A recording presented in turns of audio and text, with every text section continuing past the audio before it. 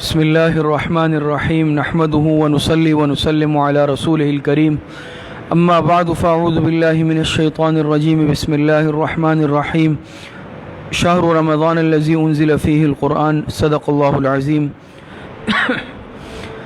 الحمدللہ اللہ رب العزت کے فضل و کرم احسان سے اس سال بھی ختم قرآن کی مبارک نسبت سے یہاں حاضری ہوئی ہے اور ہمارے عزیز حافظ مشتبہ نے اس سال بھی تراویح میں قرآن کریم ختم کیا ہے۔ اللہ پاک ان کے اس ختم قرآن کو قبول فرمائے اور ہم سب کے لیے بخشش اور مغفرت کا ذریعہ بنائے۔ یہ قرآن کریم ایسی نسبت والی اور ایسی برکت والی کتاب ہے کہ حضور علیہ الصلاۃ والسلام نے ارشاد فرمایا کہ تبارک بالقرآن فإنہ، حضور علیہ الصلاۃ والسلام نے فرمایا قرآن کریم سے برکت حاصل کرو کیونکہ یہ کلام اللہ ہے، اللہ پاک کی کتاب ہے۔ تو یہ قرآن کریم نسبتوں والی اور برکتوں والی کتاب ہے، جو اس سے تعلق جوڑ لیتا ہے اللہ پاک اسے بھی بلندیاں عطا فرماتے ہیں۔ اور یہ رمضان المبارک کا مہینہ قرآن کریم کا مہینہ ہے، قرآن کریم کے نزول کا مہینہ ہے، اور تاریخ گواہ ہے کہ جن اقوام نے قرآن کریم کی تعلیمات کو اپنایا، اس کے احکامات پر عمل کیا، اللہ پاک نے ان کو بلندیاں نصیب فرمائی، اور جنہوں نے قرآن کریم کو پس پشت ڈالا، نظر انداز کیا، اس کی تلاوت کو چھوڑا، اس کے احکامات پر عمل کو چھوڑا، اللہ پاک نے ان اقوام کو پستی میں ڈال دیا اور ذلت میں ڈال دیا۔ تو یہ قرآن کریم برکتوں والی کتاب ہے، لیکن آج افسوس کے ساتھ کہنا پڑتا ہے کہ آج ہمارا تعلق قرآن کریم سے اس درجے کا نہیں ہے جس درجے کا تعلق ہونا چاہیے۔ آج ہم خود اپنا محاسبہ کر لیں اور جائزہ لے لیں کہ رمضان المبارک کے علاوہ جو باقی سال کے 11 مہینے ہوتے ہیں اس میں ہمارے قرآن کریم کی تلاوت کی کیفیت کیا ہوتی ہے، ہم روزانہ کتنی تلاوت کرتے ہیں، قرآن کریم سے ہمارا تعلق کتنا رہتا ہے۔ تو جس طرح ایک درخواست اور گزارش یہ ہے کہ جس طرح رمضان المبارک میں ہم نے اس تعلق سے قرآن کریم کو قائم رکھا، روزانہ ہم تلاوت کرتے رہے، تو پورے 11 مہینے بھی روزانہ ترتیب کے ساتھ، پابندی کے ساتھ قرآن کریم کی تلاوت کرے۔ حدیث مبارکہ میں آتا ہے، آپ علیہ السلام نے فرمایا احب الاعمال الی اللہ ادومها وان قل، اللہ پاک کے ہاں پسندیدہ اعمال وہ ہے کہ جس پر مداومت پابندی کی جائے اگرچہ وہ تعداد میں کم ہو۔ تو اگر ہم اس طرح کہیں کہ ایک دن میں 6 7 8 10 پارے پڑھ لیے، پھر 6 7 8 دن ہفتے کے لیے چھٹی ہو گئی، تو یہ ترتیب مناسب نہیں ہے، بلکہ روزانہ کی ایک ترتیب مقرر کر لیں۔ حافظ قرآن ساتھی ہے وہ 3 پارے کم از کم روزانہ نہیں ہے، کم از کم 1 پارہ۔ جو ساتھی حافظ نہیں ہے، ناظرہ قرآن کریم پڑھے ہوئے ہیں، تو کم از کم 1 پارہ وہ بھی تلاوت کر لیں۔ تو ایک درخواست تو یہ ہے کہ تلاوت قرآن کی پورے سال پابندی کرنی ہے۔ اسی طریقے سے باقی جو ہمارے معمولات، ذکر، اذکار، تسبیحات ہے، اور خاص طور پر دعا کا اہتمام۔ یہ رمضان المبارک یہ اللہ پاک کی رحمتوں اور برکتوں کا مہینہ ہے، اللہ پاک کثرت سے دعائیں قبول فرماتے ہیں۔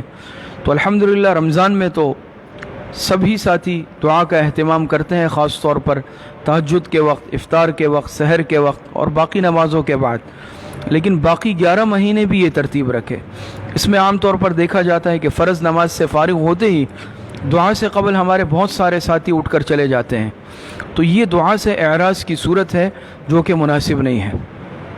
قرآن کریم میں اللہ پاک فرماتے ادعونی استجب لکم، اور دوسری جگہ اللہ پاک نے فرمایا ان الذین لا یستکبرون عن عبادتی سیدخلون جہنم داخرین۔ تو بہرحال دعا یہ محبوب عمل ہے، اس سے اعراض ٹھیک ہے، اگر ہمارا کوئی کام ہے، دکان جانا ہے، کام پہ جانا ہے، ملازمت پہ، لیکن کچھ وقت دعا کے لیے ضرور نکالے، دعا کا اہتمام کرے۔ اس کی کھلی برکتیں آپ حضرات اپنی آنکھوں سے دیکھیں گے، تو اس کی بھی پابندی کریں۔ تو یہ بس آپ سے یہ چند درخواستیں کرنی تھی، عرض کرنا تھا۔